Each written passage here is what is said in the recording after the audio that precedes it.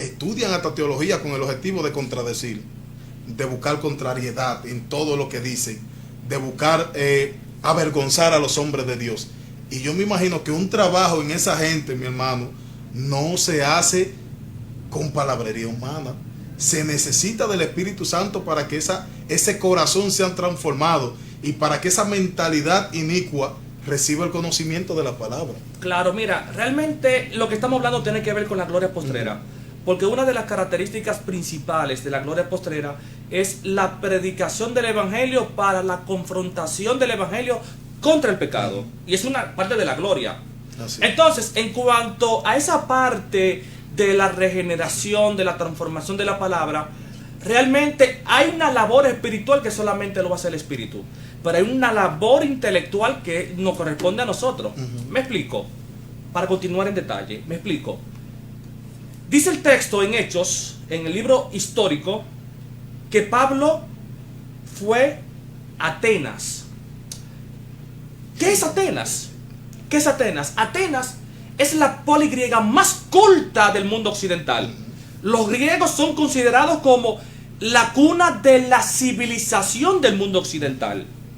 Para hablar de literatura, para hablar de matemática, geografía, de ingeniería, de arquitectura, había que hablar con los atenienses.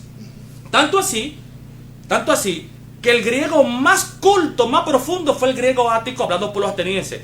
Otro punto, abro un paréntesis. El Nuevo Testamento, por ejemplo, utilizando la mentalidad griega, fue escrita bajo el griego koiné, ático y jónico. Son otros temas.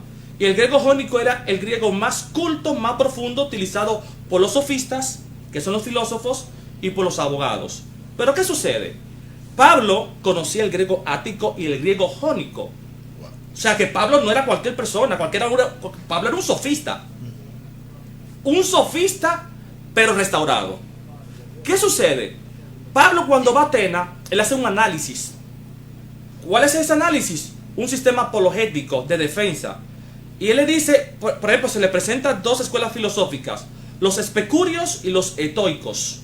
Dos escuelas filosóficas con doctrinas filosóficas diferentes, pero contradicen mayormente los principios del Evangelio.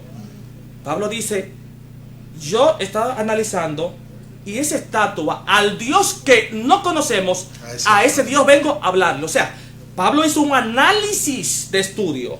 ¿De cuál era el concepto teórico de ellos? Claro. Porque ellos tenían esa enseñanza. Totalmente. O sea, Pablo hizo un análisis intelectual, que ese es el análisis que a la iglesia le corresponde. Hizo un análisis intelectual. Eso es como identificar cuál es tu verdadero enemigo. Totalmente, claro, porque te voy a decir algo. Para tú confrontar al enemigo, tú tienes que conocer al enemigo. Claro. Entonces, ¿qué hizo Pablo? Conoció, pudo entender. Y fue la manera estratégica de él poder conversar con ellos. Totalmente. Porque a veces se da, doctor, que muchas veces nosotros discutimos de cosas, y digo nosotros porque se da mucho en el creyente, sí, que estamos discutiendo de cosas y cuando te preguntan la base, el origen de aquello por lo cual tú estás discutiendo, no encuentras que explicar. Entonces ahí queda avergonzado. Se supone que tenemos que tener conocimiento de aquello que estamos o refutando, que estamos explicando, como bien usted está explicando todo el origen de lo que estamos hablando, que la persona dice, espérate, realmente no es algo común, tiene profundidad, tiene un misterio espiritual que debemos conocer. Sin embargo, fue lo que Pablo hizo, estudió cuál era la base teórica de ellos, de lo que ellos explicaban como creencia. Hace el estudio y también identifica el conocimiento que había en el área, porque mi hermano, fue una discusión acalorada. Totalmente. Lo que pasó ahí fue terrible. Eso pudo ser el fin de Pablo, si no hubiese sido enviado por Dios. Así es. Sí, porque realmente estamos aún en el tema de la gloria postrera. Y una de las características de esa gloria es la manifestación de la conversión del Espíritu Santo y del conocimiento bíblico. Ese es uno también. Son temas que tienen que ver con la gloria postrera. Porque para tú mostrar esa gloria de la iglesia, tienes que tener conocimiento. Sí. Y Pablo mostró que tiene conocimiento. Y luego la otra parte, la otra función lo hizo el Espíritu Santo para convencer a los atenienses. En cuanto al conocimiento, que ya voy a entrar a otro punto importante, hay un texto muy mal interpretado, distinguido. Aquí voy. Aquellos que están en televisión, en sus casas, tómese un vasito de agua, que lo que le voy a decir es un poco Vamos controversial. profundo, como te sigo. Claro. El tema más controversial y que más le gusta a los cristianos vagos, porque hay un sector de vagancia, hay un sector de personas vagas, es que la mucha letra mata. Si tú entiendes que la mucha letra mata, lamentablemente tú no perteneces a la gloria postrera. ¿Por qué digo esto? Porque, ¿qué significa la palabra letra? ¿Por qué la letra mata? Bueno, la Biblia hay que entenderla desde su contexto etimológico, porque la Biblia fue escrita por orientales, no por occidentales. Hay que analizar qué quería decir el autor, a qué público el autor le habla.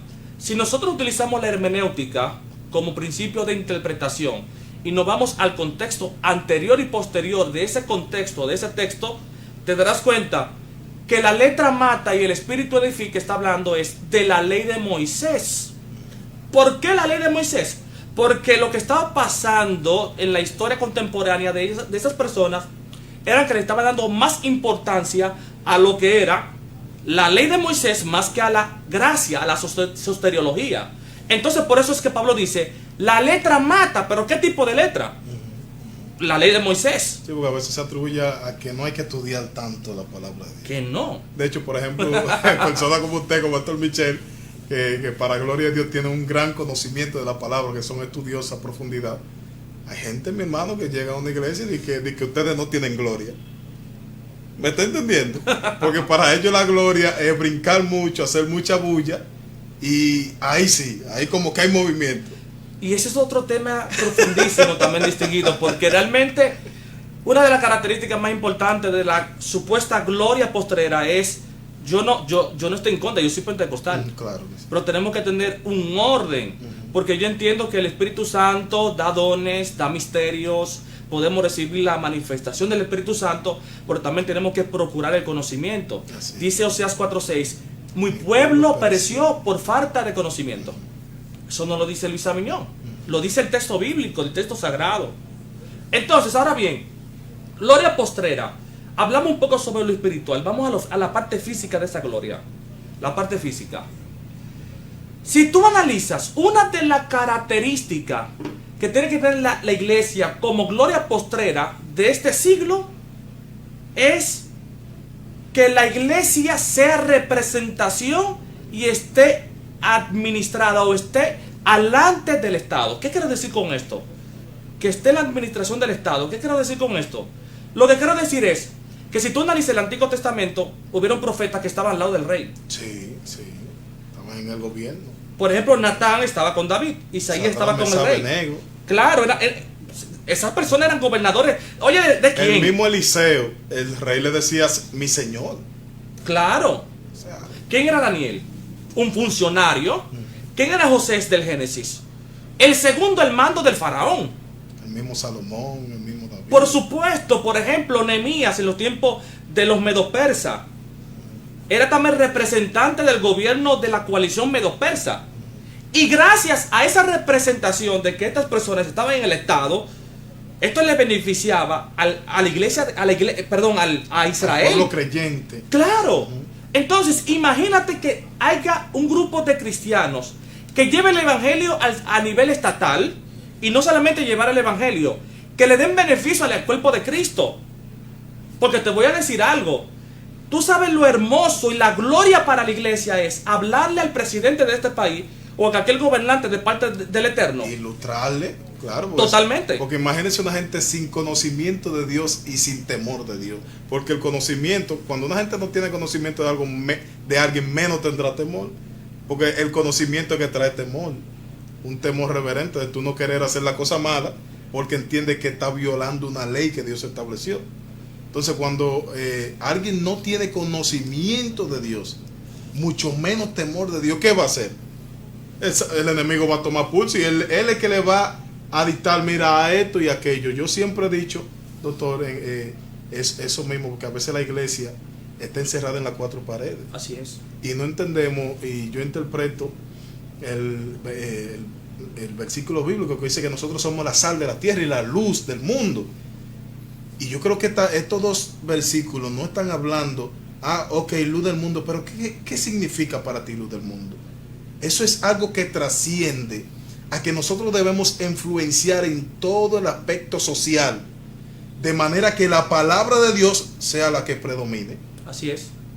Porque entonces, si no tenemos gente con temor de Dios en el Estado, en las instituciones que tienen que ver con el Estado, ¿qué va a pasar ahí? Por eso es que cuando de momento se va a dictaminar una ley, aprobar una ley que es totalmente contrario al conocimiento de la palabra, la iglesia está en pánico. Pero entonces, ¿quiénes están encargados de llevar la verdad para que esa ley no se apruebe en la iglesia de Cristo? Totalmente. Sigue desarrollando. Sí, Eso porque, está poderosísimo. Porque es que la iglesia de Cristo es un puente, una conexión entre el reino de los cielos y el reino natural o terrenal. Por ejemplo, Natán es un profeta. Natán tenía una conexión con el Eterno, con David, y de David hacia el pueblo. Entonces, todos los preceptos, todos los mandamientos que tenía que cumplir David era a través del catálogo del Eterno hacia Natán y de Natán hacia David. Entonces, por ejemplo, en el año 538, el emperador Ciro implementa un edicto permitiendo de que los judíos se vayan a su tierra, ¿verdad? Y podemos ver en Nehemías capítulo 1, verso 1, que Nehemías era parte del Estado de la coalición medo-persa. Y gracias a los mandatos de Jerjes,